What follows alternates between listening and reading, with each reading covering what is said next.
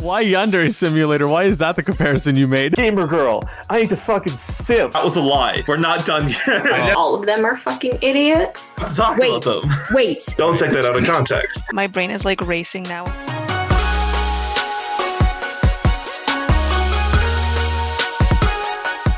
Is your intro? Is my guilty boner. Does molecular attract the kind of people that are into serial killers? That's still bigger than a city. It's more than one planet. Percy Jackson is Greek mythology fanfiction. Boneless. Oh my god. I want to. No.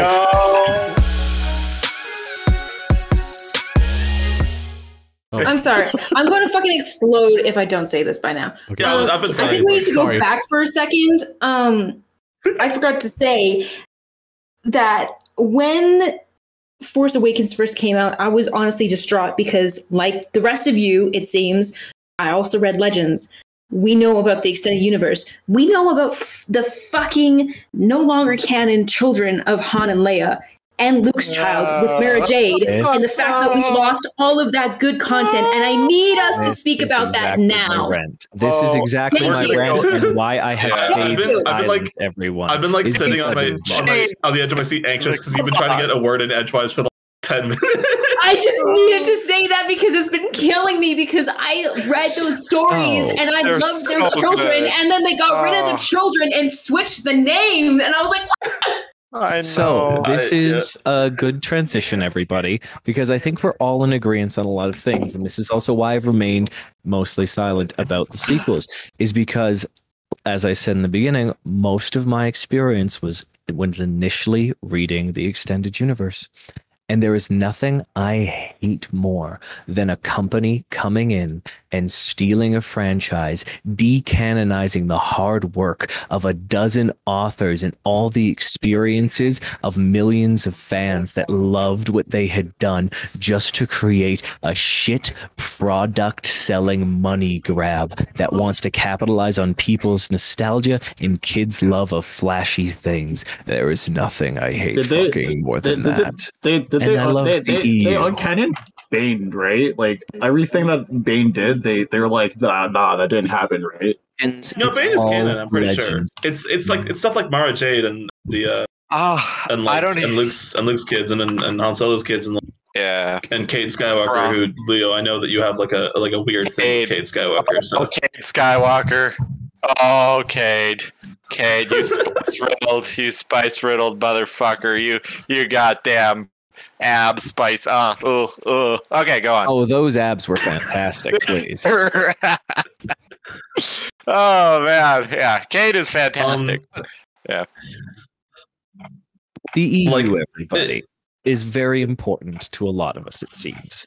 And that is, I think, one thing we can all agree on about what the sequels did poorly was not using any of it. But in the interest of not being completely negative, because I did just have a negative rant where I literally backtalk Disney, which I will kill that fucking rat with a shotgun if I have to finish this.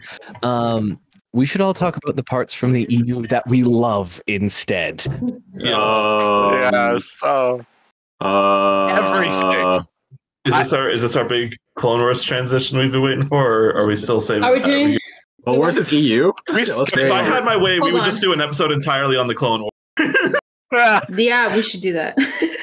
I mean, to be perfectly honest, Clone Wars, I mean, we could transition to there, I suppose, next, because EU, oh god, I can't even. There's so much of it. There's so much of it. And it's so good, and it no longer is relevant, technically, and it's so relevant. Sad. I refuse to believe it's not relevant. Actually, you know what? Fuck it. It is, because no one likes the sequels that much anyways. Exactly. That's what I was about to say. Like, canon is you can either like say that like you will observe Star Wars, or you can observe Star Wars in your own terms. Really, truly matter that like Disney's like, no, this is the sequel trilogy and this is canon. Like, if you want to read the EU and treat that in your brains like that's what I'm going to choose to believe is canon, That's canon, baby. That's canon, yeah. Exactly. It just makes me sad that we never get to see those people, like Mara Jade. Oh, no, I totally. really fucking wanted Mara Jade so much, so It desperately. It would have ruled if we got like Look of her that's what they lightsaber. chose to do. And the other fucking Jedi Masters, the Jedi Masters of Luke's new fucking Jedi school. I just wanted that shit, you know, and we didn't got anything. Like the Yuzhan Vong seemed so cool. Like they could have had so much new, interesting stuff to happen, and instead they went with this. As long as they don't fucking do the Jen Sarai bullshit, then I'm happy about it. They could have almost had something good too. I feel like that would have been. I feel like if they had done the Yuzhan Vong, it would have been bad shit, and I would have fucking loved it. I'm gonna be totally honest here. I'm not like as much of a. I'm not totally into like the extended universe as much as the rest of you guys, but I do know about the Yuzhan Vong. I do know about Mara Jade. I know about some of the stuff, and I have read like some of the comics. I haven't read any of the books. I'm gonna be totally honest here. I don't like reading. Okay. I hate reading books. I hate books. Yeah, I get it. But like there's just so much good stuff in there, and they were just like no, I don't want to do that. Everyone, we're commiserating now. Let us not sit in sorrow about what could have been. Instead, let us blaspheme against Disney by appreciating what should have been. And I will start with one of my favorite little stories that I don't think should have been made into a movie, but is a general thing that I loved about the EU. Because if you remember when the EU started, it started directly after episode 4. It started with knowing nothing about the universe and expanded from there.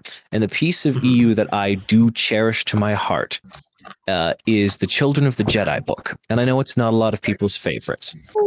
I love it because to me it represents what a lot of the original EU was, which was kind of like delving into dark parts of the Star Wars universe that we don't get to see in the movies, because the movies are very light and fun for quite a bit of it. But the EU got dark in places, and those of you who have spoken with me before know I do love my dark fantasy and dark sci-fi. And one of the things I loved about Children of the Jedi was Luke's first, I believe, literature love. I believe her name was Callista. She was a Force ghost that inhabited a ship's computer and then possessed. Was she the one who taught him the Insidious Force, or was that someone else? No, that was someone else. Oh, okay. But she then Force ghosted herself into someone else's body so that she could be with him. And if that's not fucked up, she then later left because of pseudo PTSD from the fact that she was inhabiting someone else's body. I mean, and that is an exploration of extension of force power and how fucked up it can truly be that I do love about the EU, because they take a concept and they mature it to its furthest points. And I don't want a movie about that. I want that to remain as it is, but I want that to remain in the universe as an example of what could be with this type of power in this type of universe. And that's my favorite EU. Oh, see, that is very fair. I have to admit, like, a lot of those standalone novels, I very much like them. Like, I know, we got, like, Darth Vader showing off after he gets, I can't remember the name of the amulet, but he gets some of those powers that expanded on what the Force is capable of, like mutating creatures into Rakghouls. That came from a book originally, and that was Vader's power. He was able to, well, one of his powers, he was able to mutate beings into Rakghouls and stuff. And so it was like, it added a lot. But I know the things that really jumped out for me about the EU was like, you go from Thrawn, which was just a fantastic character and a fantastic storyline that stood up along the storylines of the original movies so well, and from there it just it builds and it builds and it builds into this just absolute like timeline. Like it's a full history, like it's a full series of events that you can just look at and experience, and like you can go through just hundreds of years of like Star Wars lore. I know more about it than I probably do about Canadian history, so it's kind of depressing. Yeah, that's a depressing fact. But like, it just, there's so much that they've done that's so good. And like going back to the Old Republic as well, like I guess I don't know if we'll talk about that after, if we want to stick with right now, just like post episode 6. and go into that, because like I think my favorite series from that would have to be I'm caught between Fate of the Jedi, which I really liked because that brought in just so much different, and it was later on, so Luke at that point was very old. It was after Mara had died, it was after like Jason had died, it was after a lot of that had happened, but it was talking about, it brought back the ones from the Clone Wars, like the force beings that like manifestations of all the different aspects of the force. And I'll be honest, I did not like that fucking you didn't you didn't like the ones, or you didn't like Fate of the Jedi?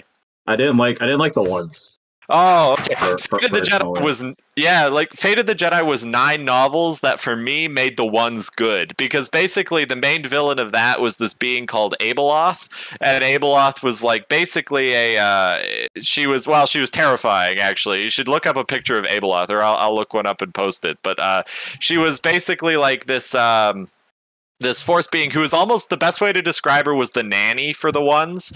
And she was like, I'll copy this picture here, copy image. And she was honestly like just, she was terrifying. Like everything about her was just absolutely horrifying. She was a completely new sort of aspect to the Star Wars that I'd never seen before. And they added like a character like that into the universe and made it, one of the best parts was that they had Tarkin's lover, Natassi Dalla, who was the now head of state of the Galactic Alliance, but she was kind of a good guy. But they had like this, it got back into like the real nitty gritty of, are the Jedi right or are they wrong? Is the Force supposed to be completely light? Is it supposed to be completely dark? Is it supposed to be a balance? Should there always be good and bad in equal measure, or should everything just be good? And it's like, and it talked about so much of that, and it made the story, and like everything that I had thought previously about Star Wars and all these kind of things that I had questions about, that series kind of resolved and just made it all make sense to me. And I miss it. Like I wish that was the direction they took the new movies as opposed to what they ended up doing.